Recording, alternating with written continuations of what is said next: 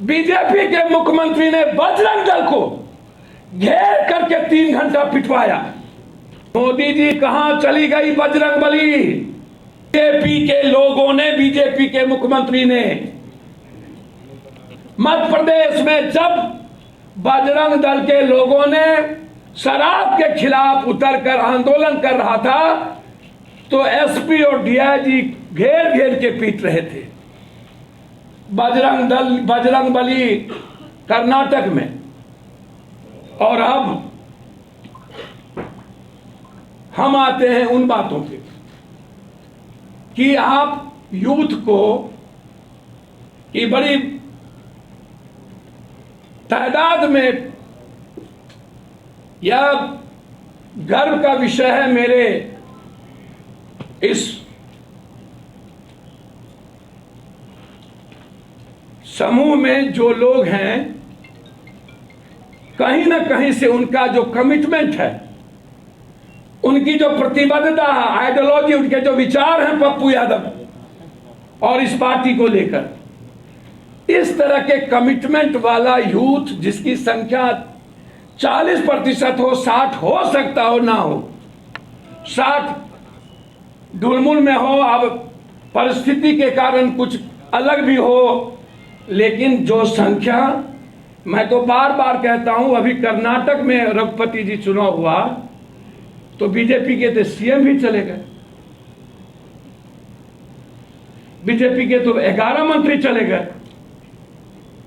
BJP के सारे leader चले गए। और जब अब मध्य प्रदेश में चुनाव की बारी आई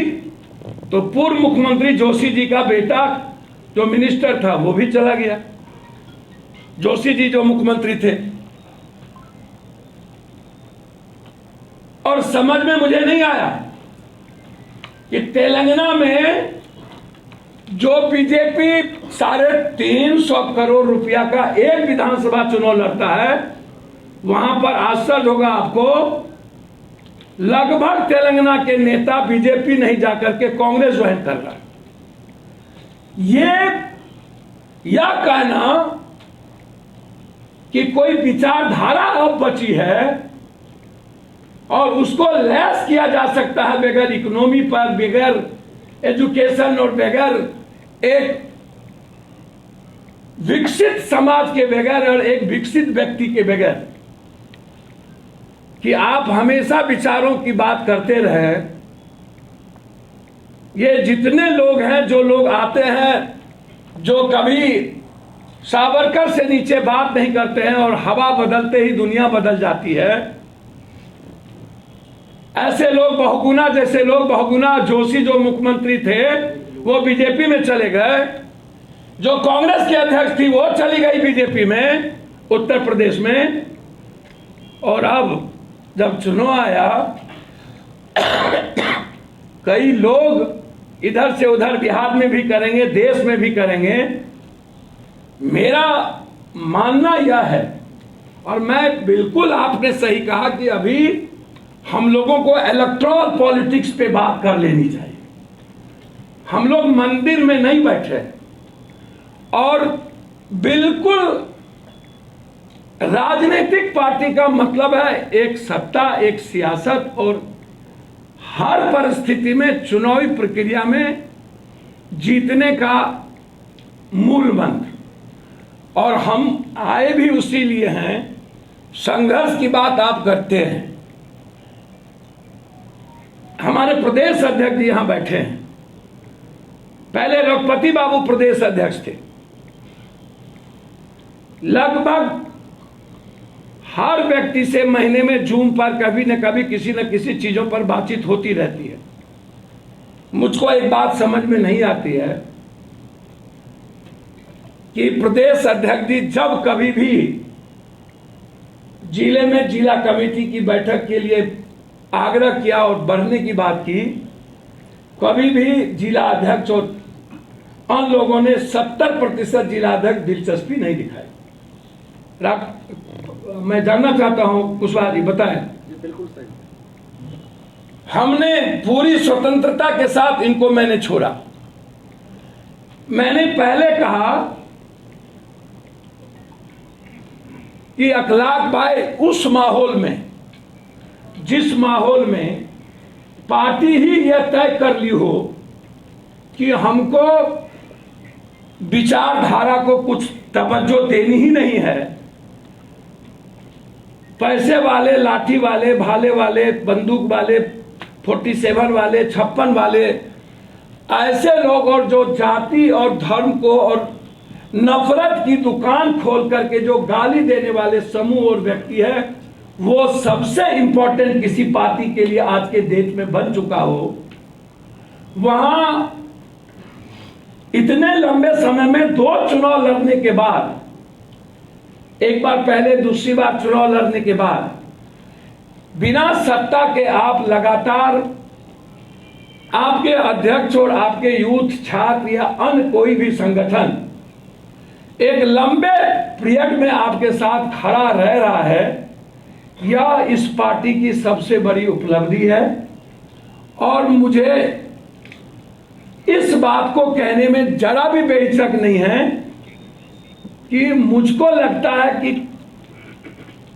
जैसे मैं अभी पत्रकार जी से डिस्कशन कर रहा था कि साम्यवाद बहुत हल्के, बहुत कम समय में, लंबे समय के बाद, बहुत कम संघर्ष के, अब कुछ ही मृत्यु के बाद साम्यवाद चला गया,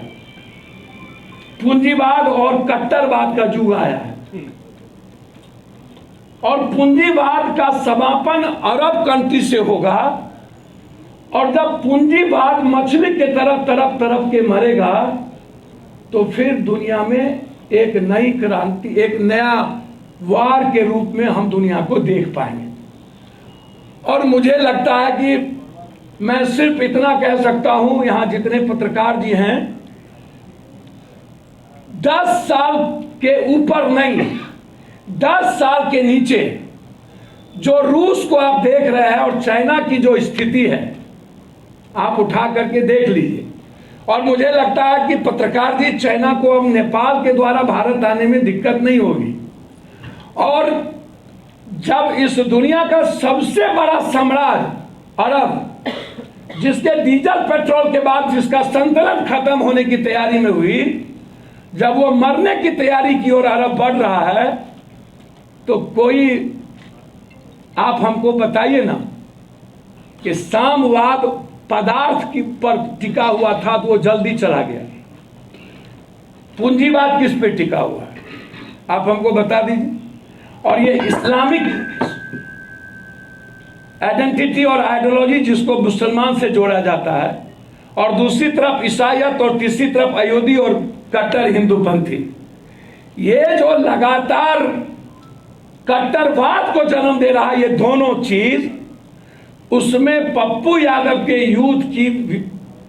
प्रासंगिकता आने वाले समय में बढ़ेगी। क्योंकि जब लोग एक दूसरे जाति को गाली देंगे, धर्म को, मजहब को नफरत करेंगे,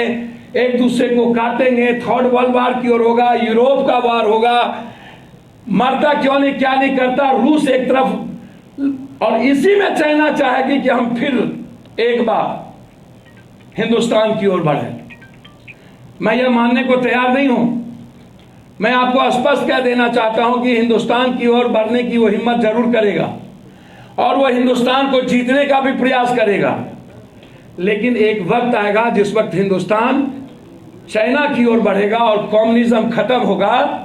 और इसी दुनिया में भारत और चाइना एक बेहतर रिश्ते के साथ, मैं मानता हूं कि पहला रिश्ता चाइना से नहीं होकर के यूरोप से हो, उसमें व्यक्ति कौन होगा हिंदुस्तान में? नरेंद्र मोदी जी कौन होगा? आज जो लोग तीसरे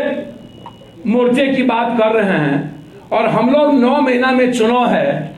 और 9 महीने में चुनाव के बाद आपके पास कोई बहुत बड़ा पूंजी नहीं है, आप की औकात और आपकी ताकत के बदौलत कोई आदमी, कोई भी बड़ी पार्टी जो यहां पर है अपने को कहती है कि जिसकी ज्यादा जनसंख्या उसकी ज्यादा भागीदारी। और जो लोग यहां पर बिहार में 2 तरह के विचारधारा है, और मुझे लगता है यही दोनों दुकान